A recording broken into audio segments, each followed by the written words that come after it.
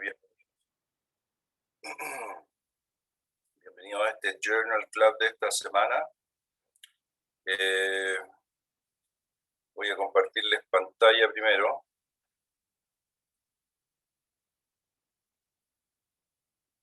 Y el plan hoy día es revisar... ¿Se ve, cierto? Sí, perfecto. Ya, la idea es revisar hoy este paper que... A ver, este es un Journal Club, se supone, de farmacología, que tiene poco de farmacología y tiene harto más de matemática, pero que creo que es útil revisarlo y a mí me interesa personalmente mucho, toda vez que una cosa en la que estamos al debe, creo yo, en anestesia es poder monitorizar de mejor forma y poder tener mejores trabajos de mejor calidad que tengan que ver acerca de la evaluación de la nocicepción mientras que un paciente está siendo operado, ya que no es capaz de expresarnos el dolor que está sintiendo y lo único que nosotros somos capaces de eventualmente llegar a ver es una respuesta fisiológica frente a un estímulo doloroso, que es lo que finalmente se conoce o se entiende como que eso es nocicepción, que es el proceso neuronal en el cual se codifica todos los procesos o el procesamiento de los estímulos dolorosos en un paciente. Y como el paciente está dormido, la única expresión que tenemos es esa. Y yo creo que ahí estamos un poquito al debe en poder evaluar eso. Así que el plan es un poquito revisar este paper que tiene poco de fármaco, como digo, pero eventualmente puede ser interesante. Quisiera partir hablando un poquito de la revista en la cual esto está publicado, que pareciera ser es una revista secundaria, creo yo, del Nature, y que es parte de lo que la revista eventualmente pensó en algún momento que podía ser interesante tener como una ayuda para poder publicar todos aquellos trabajos que eventualmente no son demasiado interesantes o eventualmente tienen algunos problemas en el sentido de que no tiene valores positivos o no hay resultados positivos, sino que pueden ser de interés, pero que eventualmente no llegan a ser publicados en la revista original o en otras revistas. Esta es una revista que es un open access y que básicamente publica investigación original que tiene relación no solo con áreas de la salud, sino que con la ingeniería y también con las ciencias naturales. Partió esta revista en el 2011 con la misión de publicar artículos de alta calidad que no llegan a ser seleccionados, pero que parecieran ser percibidos como que tienen un alto impacto. Es el sexto más citado de los journals en el mundo y tiene más de 540.000 citaciones en el 2020. Y por lo tanto es una revista bastante interesante aparentemente y bastante leída. Ahí están las métricas del 2020 del journal. El factor de impacto a 2 años es 4.3, a 5 años es 5.1, y ahí hay otros índices también que hablan un poco de las métricas de la revista. Así que pareciera ser, si bien un open access, parecía una revista que es buena y que está sometida a una revisión por pares que pareciera ser bastante exigente también. Por lo tanto, puede ser que mucha de la forma en la cual está presentado el paper no necesariamente es como la más habitual o la más ortodoxa de la cual estamos acostumbrados, pero muestra o sigue más o menos la tendencia de una investigación original. Respecto a los autores, la verdad es que yo los desconocía a todos ellos. Ellos son de esta universidad, de la facultad del College de Medicina, de una facultad de Hyogo, que está ubicado en Japón. La universidad fue fundada más o menos alrededor del año 70. Y los autores, ustedes pueden ver acá abajo, esas son las cantidades de publicaciones que tienen, que uno puede encontrar al menos en PubMed. Y probablemente el más importante acá es el autor final, que es Munetaka Hirose, que tiene 73 publicaciones que uno puede encontrar acá. Casi todas las publicaciones que ellos tienen relación con formas de determinación del dolor, nocicepción y eventualmente encontrar algunos factores de riesgo en este setting perioperatorio asociados al dolor. Esta universidad tiene estos 3 campus que están ahí se ven bastante bacanes y bueno, quedan en Japón, yo creo que son de buena calidad. Ahora, pasando un poco a la introducción del paper. Como ustedes saben, la anestesia general tiene varias patas en las cuales se fundamenta una anestesia general, por ejemplo, el logro de la inconsciencia, el control autonómico, la inmovilidad, y una parte bien fundamental y bien importante para nosotros es la analgesia que somos capaces de entregar. Y como les decía, lo que uno espera en una anestesia, ojalá, es poder monitorizar de una u otra forma lo que está ocurriendo con todas estas patas en las cuales se fundamenta la anestesia general.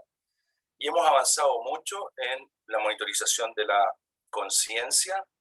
Tenemos monitores súper validados y hay una cantidad de trabajos que muestran cómo deberíamos monitorizar la profundidad anestésica, pero en la monitorización de la analgesia hemos avanzado menos. Y es importante poder hacer esta diferencia entre el nivel de conocimiento que tenemos en cuanto a la inconsciencia y probablemente el nivel de conocimiento que tenemos en analgesia. Y probablemente tiene que ver no solo con que hemos descuidado esa parte, sino que el dolor en general y la nocicepción es un proceso súper complejo, el cual, si bien hemos avanzado mucho en conocimiento, creo yo todavía estamos en proceso de ir encontrando nuevas cosas, y la monitorización de este no es la excepción. Básicamente para recordar y para revisar, para aquellos que eventualmente están aquí, que son residentes, cuando uno tiene un estímulo doloroso, en este caso una cirugía, en un paciente que está dormido, lo que uno hace es una injuria quirúrgica, ¿cierto?, en alguna zona de la piel u otras estructuras del cuerpo, las cuales estimulan nociceptores que señalizan hacia central, primero pasando a través de la médula espinal y ahí señalizando y subiendo a centros superiores como el tálamo y finalmente la corteza. Y esto que finalmente es la transmisión del dolor, la transducción y finalmente la percepción,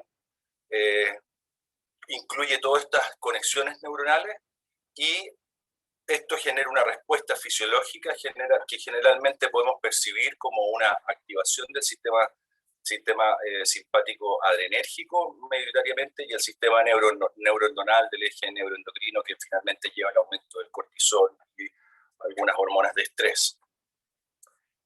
Todo esto finalmente también, una cosa que es súper relevante e importante, que generalmente olvidamos o que miramos menos, es toda la modulación que nuestro organismo hace del dolor, específicamente esta respuesta descendente para ir a modular o atenuar o disminuir este estímulo doloroso. Y una cosa que también es importante en este proceso es que nosotros, en un paciente que está dormido, damos analgésicos. Y entonces se produce el estímulo doloroso, es una resultante de varias cosas, no solo el estímulo quirúrgico, la intensidad de eso, sino que además de lo que nuestro organismo hace y lo que nuestra anestesia está haciendo. Entonces hay un balance entre nocicepción, que es el estímulo quirúrgico, la antinocicepción, que es la que nosotros estamos aportando con nuestra anestesia, y además lo que nuestro organismo es capaz de generar en esta respuesta descendente inhibitoria. En este trabajo los autores muestran o proponen un modelo que, si bien no es novedoso, hay algunas cosas que sí me parecen interesantes de recordar y que es importante para lo que el trabajo implica. El estímulo quirúrgico, que uno siempre tiende a centralizarlo solo en la injuria que se está produciendo, ellos lo entienden más bien como un equilibrio entre la nocicepción y la antinocicepción que nosotros estamos dando. Finalmente, la resultante de eso es el estímulo que el paciente tiene.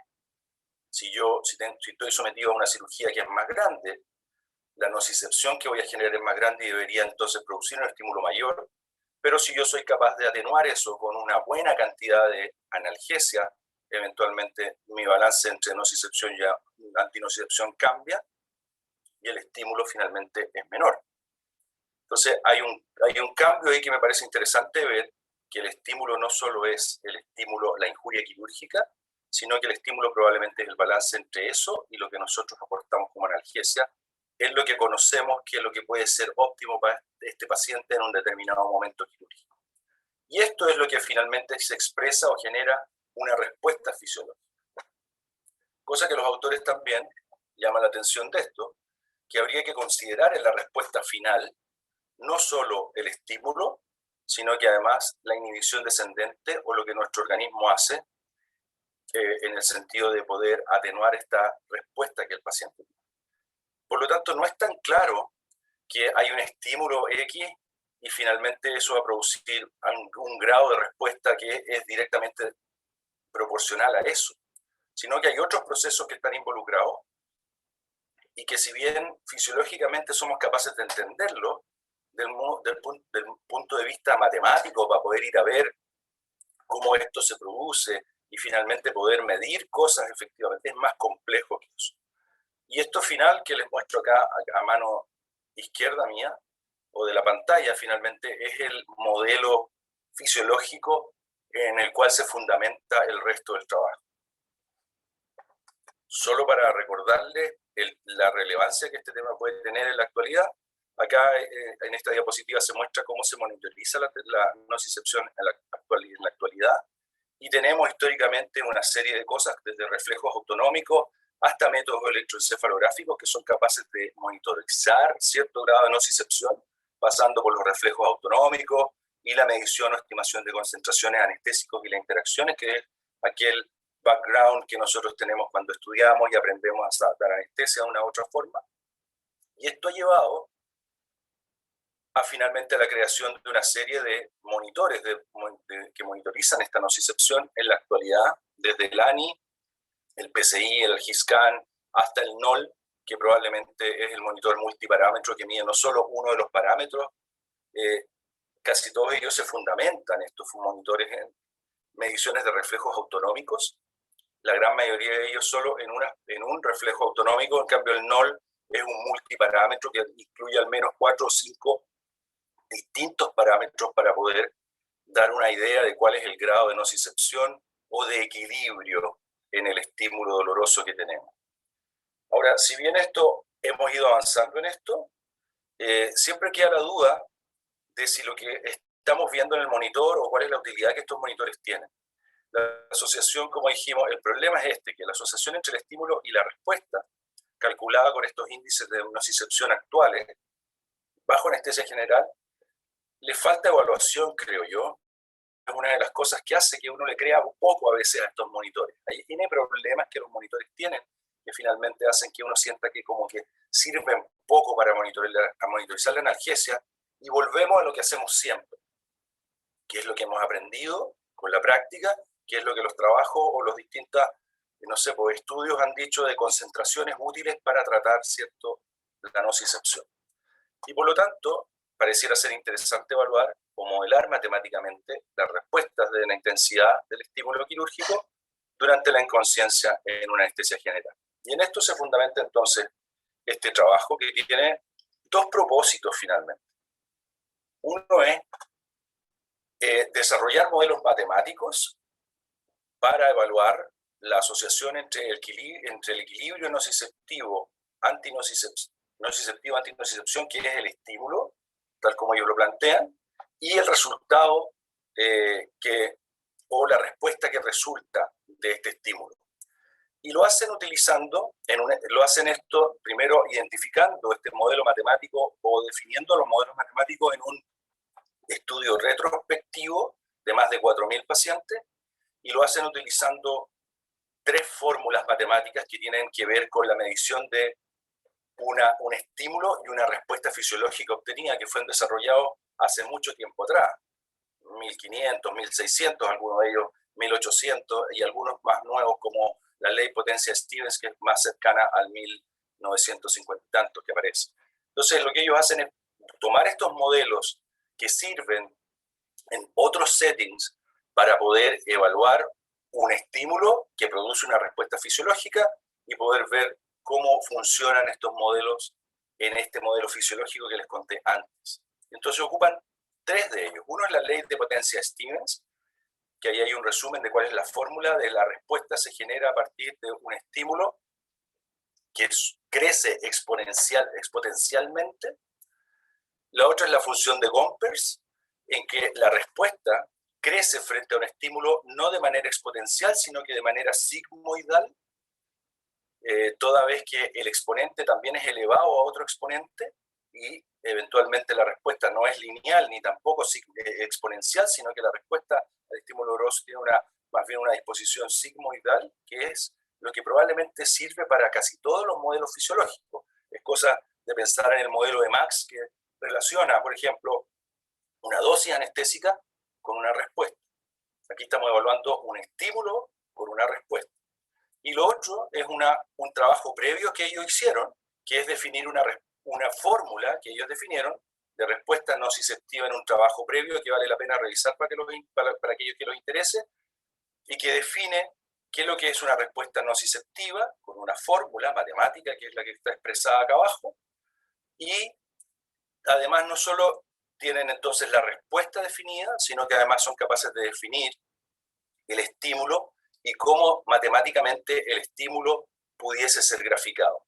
Y ellos entienden que el estímulo sí tiene una forma lineal y que depende o que está influenciado por las variables fisiológicas que conocemos de presión del dolor, que son la frecuencia cardíaca, la presión arterial y un índice, el grado de perfusión medido por el petismógrafo. Ellos meten estas variables, entonces definen matemáticamente la fórmula que expresa el estímulo. Entonces ellos lo que van a hacer en el trabajo, en esta parte, es definir si estas fórmulas, cómo funcionan en este modelo fisiológico que ellos producen. Aquí solo para mostrarles en esta foto un poco cuál es la diferencia o cómo se vería diferente la ley de potencia de Stevens, que tiene más bien un crecimiento exponencial. Me recuerda mucho, por ejemplo, a la alometría, y versus esta función de Gompers, que es más bien sigmoidal, la forma en que se expresan, se modelan estos estímulos.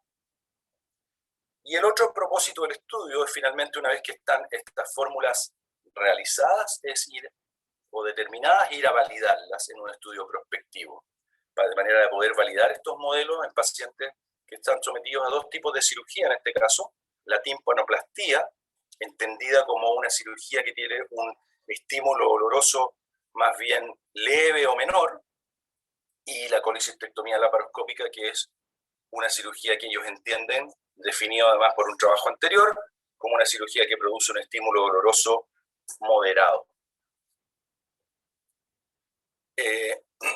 Entonces, básicamente, para recordarles el modelo fisiológico que ellos proponen, que el estímulo finalmente es una resultante entre nocicepción y antinocicepción, o sea, la injuria del cirujano, y lo que nosotros hacemos para contrarrestar esa nocicepción producida, esa resultante final, el estímulo, y esto va a provocar una respuesta en la cual uno debería además considerar los barorreflejos, por un lado, y por otro lado, esta inhibición descendente que nuestro organismo produce. Y la mezcla entre estas tres cosas finalmente es lo que va a producir una respuesta que es la que vamos a medir. Entonces el modelo matemático debería de alguna manera reflejar todo esto. El estímulo, entonces, como ya dijimos, lo definen matemáticamente o lo expresan matemáticamente con esta siguiente fórmula en la que considera variables, ¿cómo se llama?, de simpáticas en su desarrollo, y van a evaluar entonces estas tres formas de ver la respuesta: la ley de poder de Stevens, la fórmula de Gompers y finalmente esta fórmula de nocicepción que ellos desarrollaron previamente.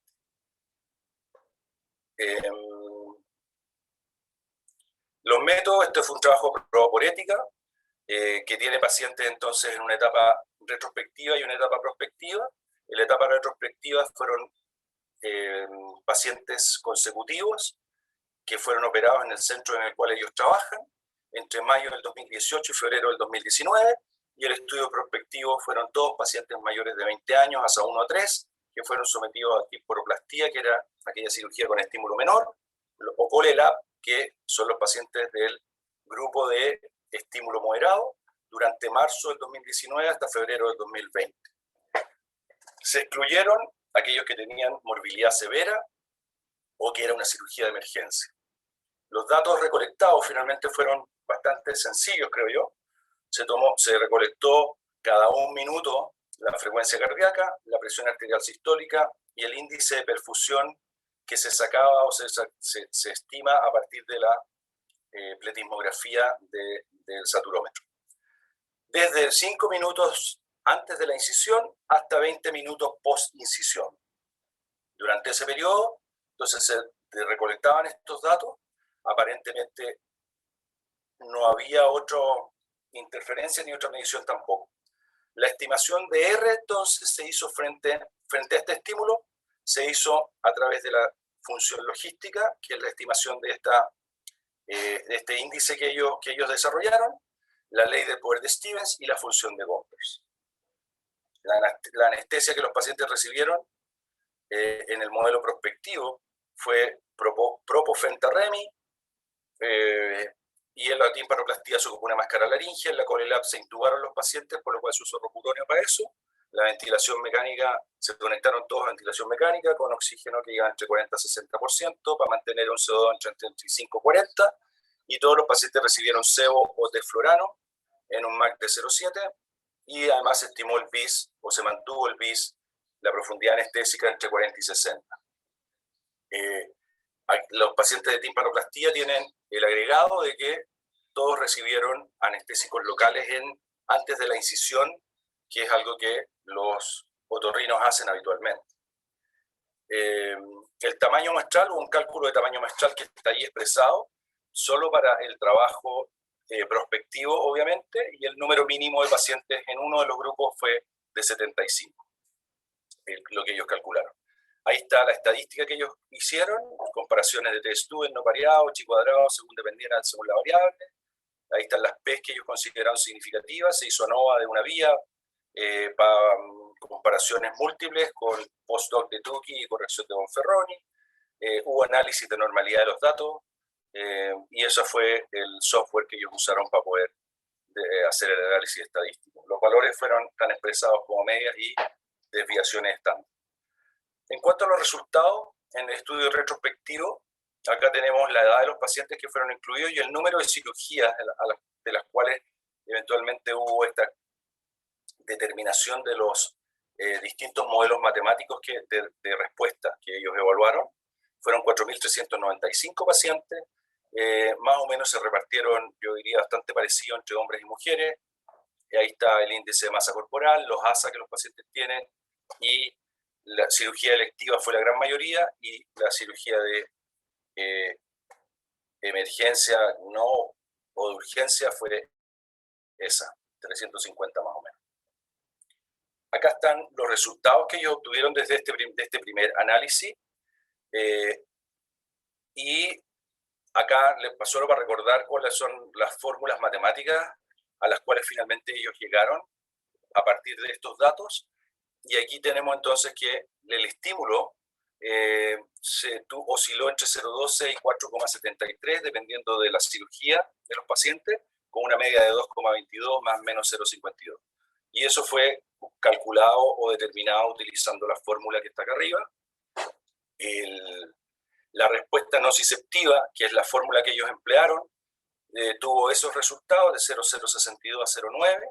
La ley del poder de Stevens de 0,1, 0,43 a 1,2, y ustedes pueden ver que la intensidad detectada por la ley de Stevens es bastante mayor comparado con la de la fórmula que ellos utilizan, llegando hasta 1,271, con una media de 0,8 versus 0,7, que no es tan distinta de la otra, pero que llega mucho más arriba.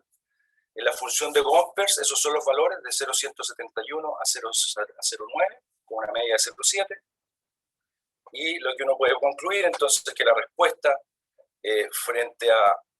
con la ley de poder de Stevens tiende a tener resultados bastante más elevados comparados con la función de Gompers o esta fórmula que ellos utilizan, y que la diferencia y eso fue estadísticamente significativo, y que la diferencia entre la función de Gompers y la fórmula que ellos proponen de respuesta nociceptiva no es diferente y es bastante similar aparentemente, al menos con los datos numéricos.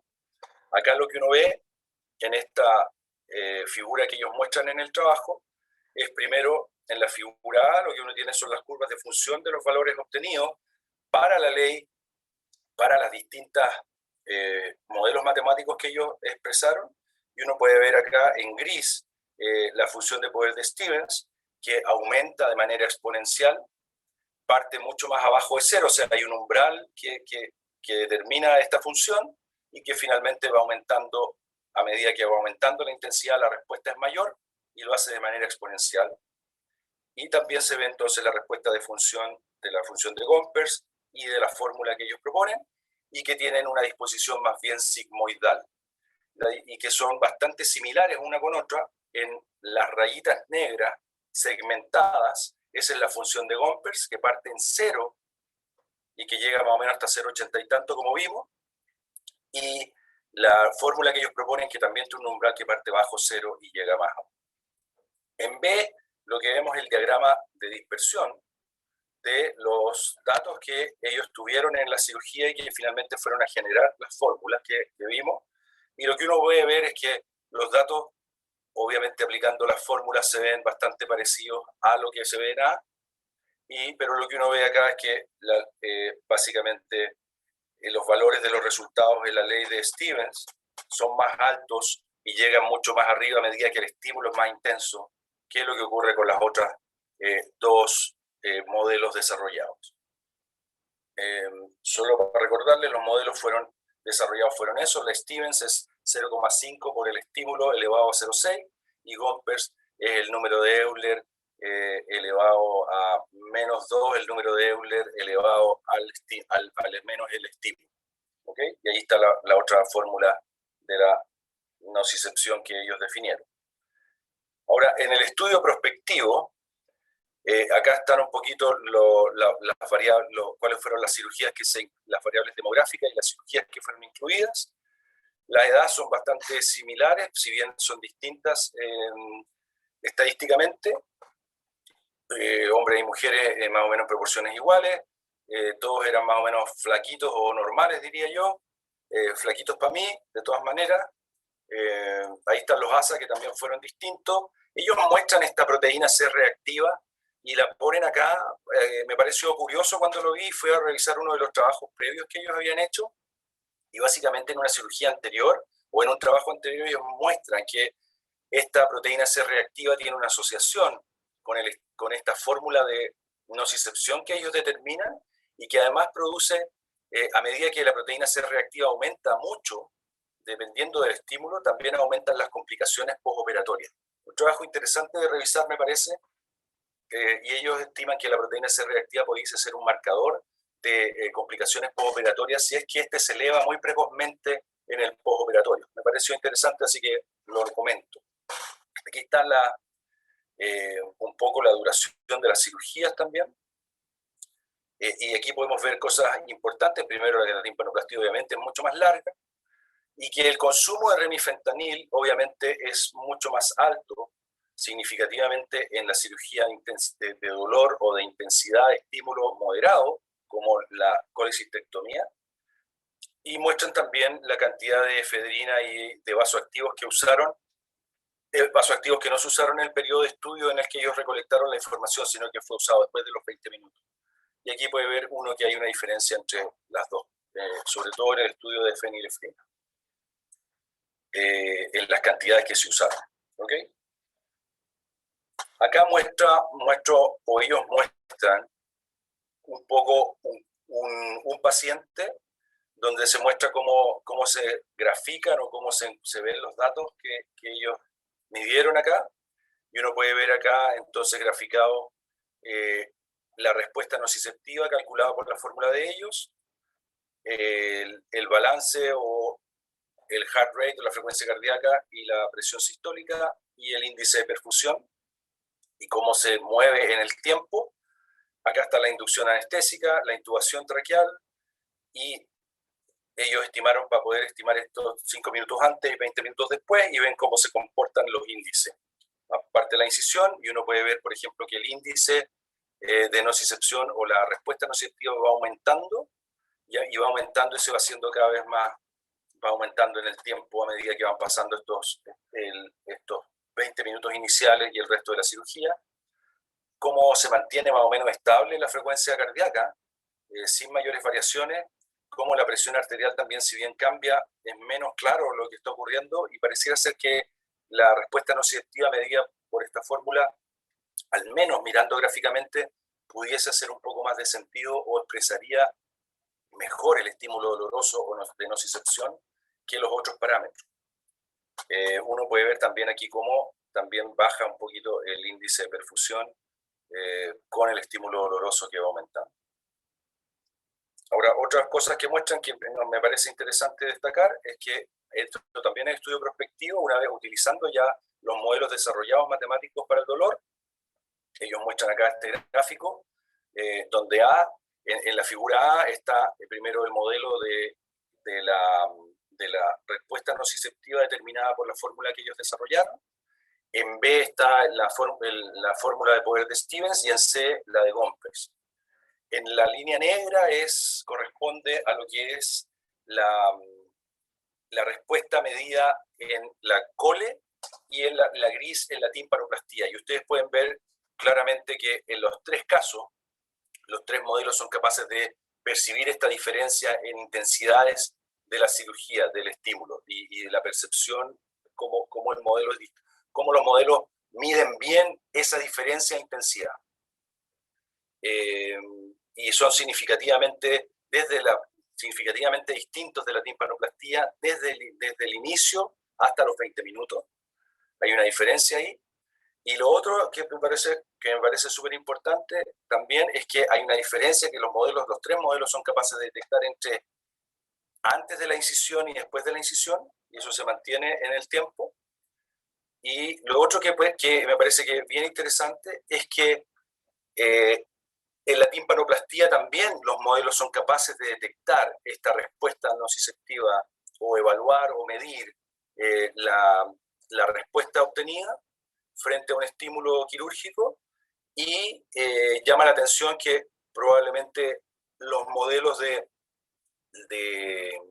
nocicepción que definieron ellos y Gompers de alguna manera son capaces de detectar de mejor forma estímulos iniciales o cambios menores, más sutiles en la respuesta versus el modelo de Stevens o la ley de poder de Stevens, que se pierde la medición o los cambios definidos más leves o más sutiles, las alzas más sutiles en respuesta. O sea, aquí, cuando uno mira esto, uno pudiese decir que eventualmente pareciera ser que el modelo de Stevens es más malo para poder medir cambios leves en la respuesta generada frente a un estímulo. Las conclusiones del trabajo son las siguientes, que los aumentos en la respuesta fueron significativos después de la incisión de la piel con cada modelo matemático durante la ColeLab, que fue lo que vimos antes. Los aumentos de la respuesta son significativos después de la incisión de la piel con la fórmula de la respuesta nociceptiva y con la función de Gompers, pero menos con la ley de competencia Stevens durante la timpanoplastía, y incrementos exponenciales simples en R o en la respuesta no fueron detectados por la ley de potencia Stevens, pero los incrementos sigmoidios sí fueron capaces de hacerlo, como Gompers y la fórmula que ellos proponen, o sea, son más sensibles para detectar esos cambios que las ecuaciones diferenciales desarrolladas para Gompers y la función logística desarrollada por ellos representan de mejor forma la supresión de la respuesta por el sistema inhibidor del dolor descendente y los varorreflejos. Eso también me parece interesante porque de alguna u otra manera el modelo fisiológico que ellos proponen también, esta fórmula es capaz de mostrarlo. Las funciones sigmoidias de las dos fórmulas de Gompers y la que ellos desarrollaron podrían ser clínicamente aplicables para controlar la intensidad del estímulo quirúrgico en una anestesia general, y el equilibrio entre nocicepción y antinocicepción, que ya lo habían descrito previamente, pareciera ser que se describe adecuadamente como una función lineal que está influida por estos otros coeficientes, con los coeficientes del sistema nervioso autónomo, como la frecuencia cardíaca, la presión sistólica y el índice de perfusión. Y aquí faltan algunas cosas que ellos también proponen en las debilidades del trabajo, que probablemente tiene que ver cómo es el equilibrio. Si aquí uno le pusiera, por ejemplo, algunos índices, como los que se utiliza el NOL o el ANI, y se corrobora que la respuesta fisiológica a la estimulación nociceptiva se describe mejor con una función sigmoidea que con una función exponencial como la ley de poder de Stevens. Eso.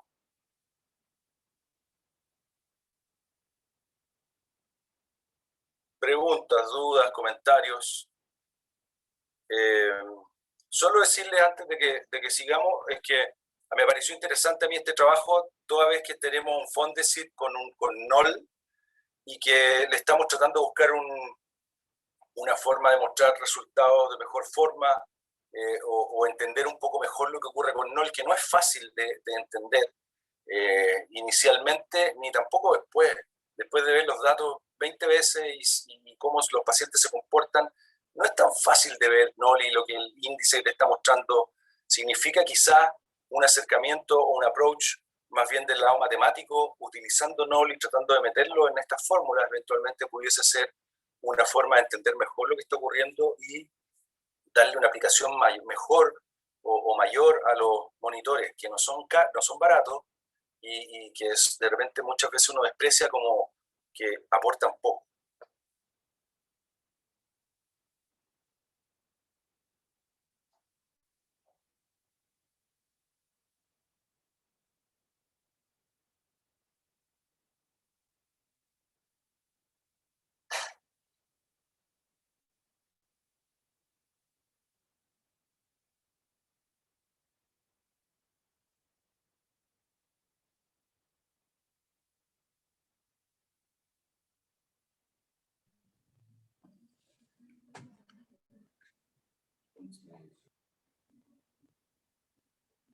Qué bueno que lo leí porque parece que nadie más lo leyó.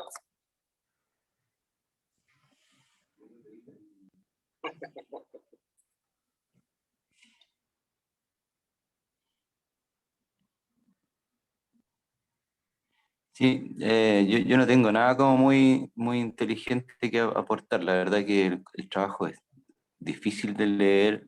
Eh,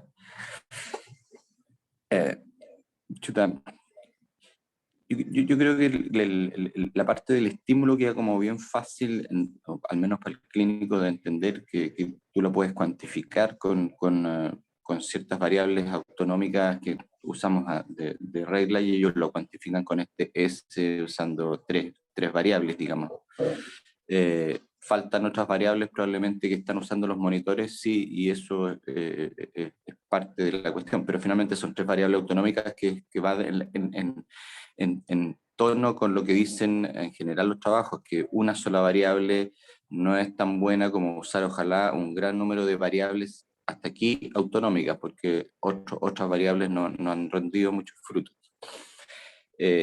Lo que a mí no me quedó tan fácil de entender es esta relación con la respuesta, porque finalmente yo esperaba la respuesta que hubiera metido en la ecuación alguna otra variable distinta en la ecuación, digamos, pero lo que hacían ellos eran tres fórmulas distintas donde la única variable o incógnita era el S también, que estaba arriba, digamos. Entonces, finalmente es una forma de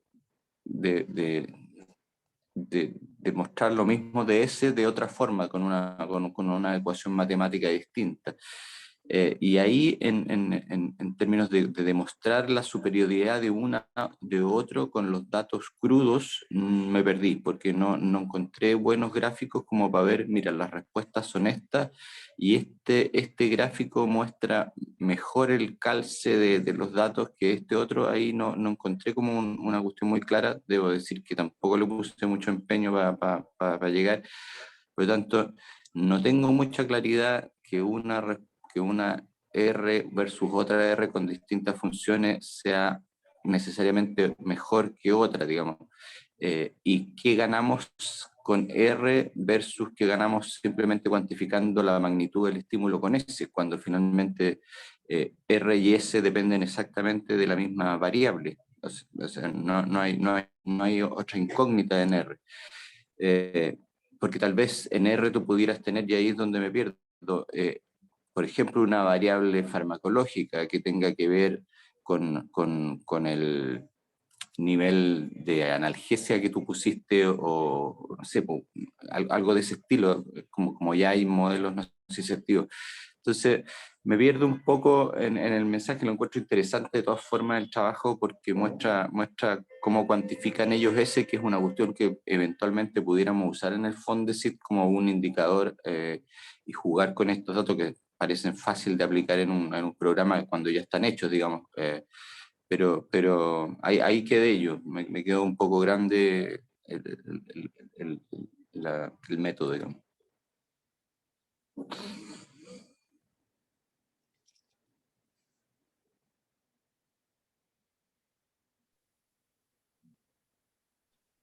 Sí, yo concuerdo un poco con el comentario de Ignacio. Yo creo que la explicación que diste, Mauricio, al inicio, y como que el trasfondo como medio conceptual es súper valioso, pero evidentemente hay temas como metodológicos que a mí me quedan grandes.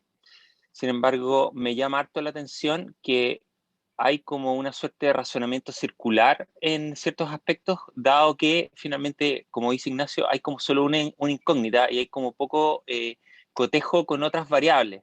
Por lo tanto, es como estos típicos casos en donde finalmente el, el, la, el concepto la definición se explica por sí misma porque de alguna manera estamos mirando la misma variable de dos maneras como distintas y explicándola a partir de dar vuelta la, la, la misma, o sea, no se está comparando una variable con otra, sino que se mira como por por los dos lados, digamos, una sola variable. Entonces, eh, yo creo que, como dices tú, aporta desde el punto de vista conceptual, creo que es interesante porque entrega como otras herramientas como para un análisis. Sin embargo, la trascendencia o la aplicabilidad clínica creo que todavía está como bien, como varios pasos más allá, digamos.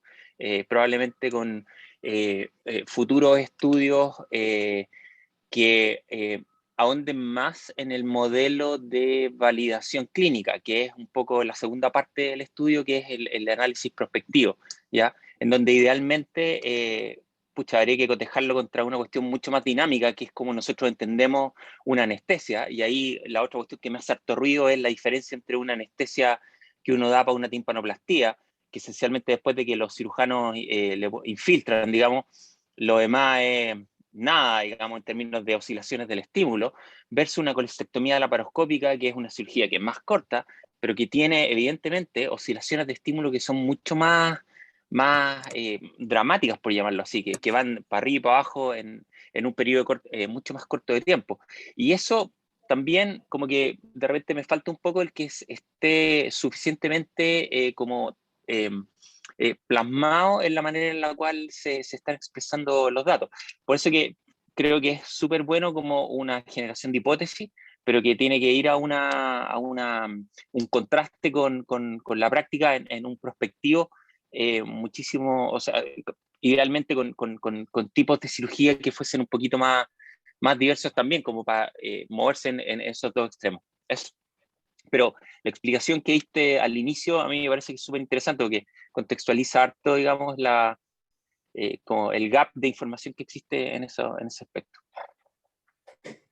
Sí, yo estoy de acuerdo con usted. Yo no siento que este estudio vaya a ser así como, oye, el tremendo aporte y cambio que vamos a tener en lo que hacemos todos los días. Yo creo que tampoco perseguía eso. Yo creo que lo que los autores persiguieron fue simplemente tratar de modelar matemáticamente algo que, según ellos, estaba faltante de hacer. Ver cuál es el mejor modelo matemático que pudiese describir esta cuestión fisiológica que además ellos proponen de un inicio. Que hace bastante sentido, que uno debería considerar, por ejemplo, en la respuesta, todo lo que ocurre con el aporte descendente inhibitorio que nuestro organismo produce, los barrorreflejos que se producen, y que finalmente cuando uno ve los monitores actuales, parecieran no considerar esta parte, sino que solo ver la variable fisiológica sin eventualmente considerar otras cosas que están ahí. Y yo creo que ellos tratan de buscar entre los modelos fisiológicos que tienen que ver con una respuesta fisiológica frente a un estímulo físico, probar cuál pudiese ser un mejor modelo para poder ir a trabajar posteriormente y ver lo que tú dices, Fernando, que tiene que ver con la validación de esta cuestión en otros settings. Ellos hablan un poco de eso en la discusión, ¿eh? Dicen que falta ver cirugía con mayor intensidad, ver qué ocurre, falta meter además la información que monitores de nocicepción que en la actualidad existen, meterlos acá en esto, a ver cuál es el mejor modelo matemático que finalmente pudiese explicar esta cuestión. Yo creo que es un aporte en ese sentido, de dar un pasito un poquito más allá, de no solo caminar el cambio de las variables fisiológicas, sino de tratar de mirar eso matemáticamente y que eso pudiese aportar a futuro de alguna forma para modelar mejor, eventualmente, no sé, formas de administración de drogas, etc.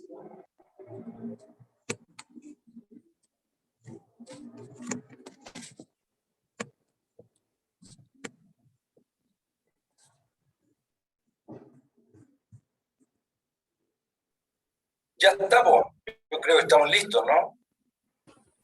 Parece. Hola, Mauro. Yo quiero aportar dos cosas que son mucho más generales, ¿eh?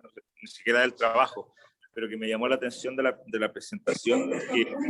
Una cuestión bien conceptual que creo que a veces se nos olvida.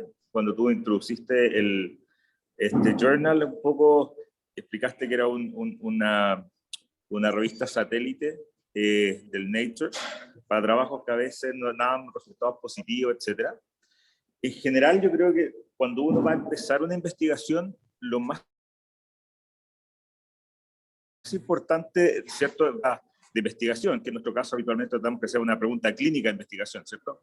Y más importante que la respuesta sea estadísticamente significativa, es fundamental que la respuesta, siendo estadísticamente significativa o no, resuelva una pregunta que es relevante.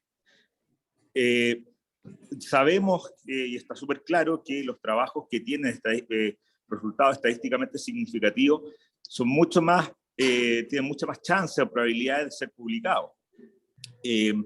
Pero eso no implica que y por el otro lado, si uno tiene un trabajo que es negativo, a veces se genera más dificultad para poder publicarlo, porque ahí entra en duda el tema del poder, ¿no? De la capacidad del trabajo, o del N del trabajo, si fue lo suficientemente grande para demostrar diferencias que uno anda buscando. Y hay un montón de supuestos que se hacen previamente, etcétera.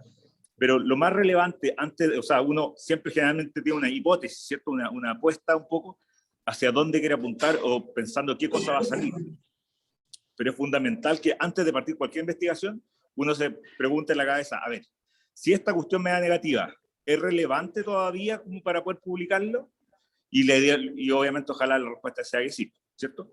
Lo otro que quería mencionar respecto a las funciones sigmoidales y logarítmicas, la gracia que tienen es que te limitan o te estructuran un poco los resultados entre sí y no. Entonces, en general, sí o no me refiero como, o te dan ciertas probabilidades, ¿cierto? De 0 a 100, y finalmente para muchas cosas que nosotros buscamos son así, pues se duerme o no se duerme, le duele o no le duele, y te da cierto porcentaje, y por eso es que la utilizamos tanto. Y tiene una forma también que se estructura mejor con los datos. Eso es un par de comentarios. Bueno, estoy de acuerdo un poco con los comentarios, que finalmente este trabajo no va a cambiar nuestra forma de hacer clínica todavía, pero una bonita forma de explorar un poco la nocicepción, entender la otra forma. Creo que aporta el tema de esto de las vías descendentes de analgesia, pero todavía yo creo que queda en duda un poco de ir a realmente monitorizar el dolor, porque siento que no tenemos un centro fisiológico donde podamos ir a estimarlo de forma adecuada. No sé, la pupilometría ha tenido algunas cosas, ¿me entiendes? Siempre nosotros utilizamos como cosas, como subrogantes, la hemodinamia, ¿cierto? Pero siempre he quedado un poco en duda de dónde podemos encontrar, como si tuviéramos que buscar como un sustrato más físico, anatómico, dónde ir a estudiar esto. Y eso lo hace tan entretenido, tan difícil a la vez. Gracias. Gracias, Pepe.